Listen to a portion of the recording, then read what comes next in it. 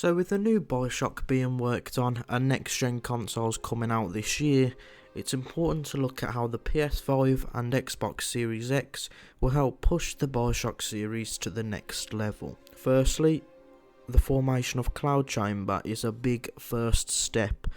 With it being a 2K studio, we can assume that they have got the dev kit for the PS5 and Xbox, so they'll be able to take advantage of all the next gen features, with one of them being raw power. Both of the consoles have a massive increase in power over the PS4 and Xbox One, with both getting a ton more teraflops to use for pushing forward the game's graphics and functionality. In terms of Bioshock, an example could be to look out of a window and see thousands of fish swimming about, as well as more realistic weapons, more realistic plasmid effects. Obviously, we're not sure yet if the game will be set in Rapture or Columbia, but those are just some of the ideas that will help build the kind of immersion that we've come to know in the Bioshock series.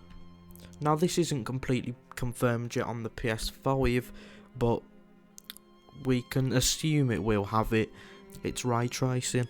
In my opinion, ray tracing is one of the best advancements in graphics technology in the past few years. Right now it's only supported on PC, but ray tracing will allow for much more realistic lighting, as it uses rays in real time to calculate where and how the light should hit.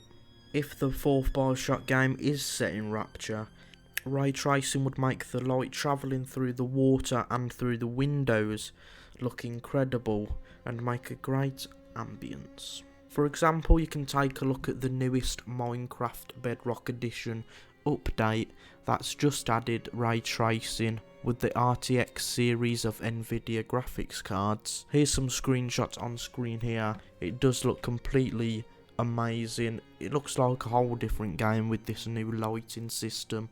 And this kind of lighting system in Bioshock to make it more realistic would look amazing. Now, what's seen as the biggest update to the next gen consoles is in fact the SSDs that both consoles have. And you may think, oh, surely this will only make it so the loading times are faster for the game, and perhaps there'll be no loading screens like before.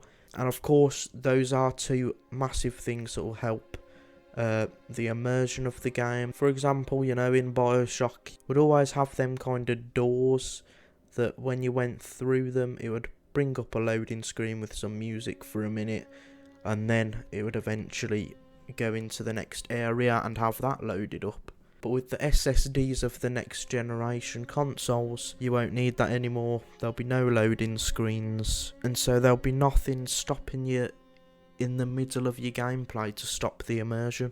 SSDs as well, with them being a lot faster, it could reduce the file sizes due to the developers not having to duplicate certain things, because previously hard drives are too slow to be able to locate something quick enough. So what developers would do is duplicate things in the game files to make it so it's always there ready. But now with the SSD speed, the read time of the SSD will be so fast that they won't even need to do that. Also, an example of SAW as well is that also because the SSD is so fast, you'll have no movement speed kind of limitations. They showed an example of Spider-Man on the PS4 running on the actual PS5 dev kit, and it was night and day. On the PS4 Pro, when you moved so quickly through the streets of the game would just stutter and freeze and stuff because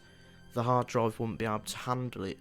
But on the PS5, you can move that quickly because the SSD is quick enough to be able to keep up with how quick the assets have to kind of be loaded into the game to actually be displayed on the screen. Of course, it's hard to think about how this could be used in the next Bioshock game, but perhaps, there's some kind of transportation system that moved you around the map quickly, then the SSD would be able to handle that.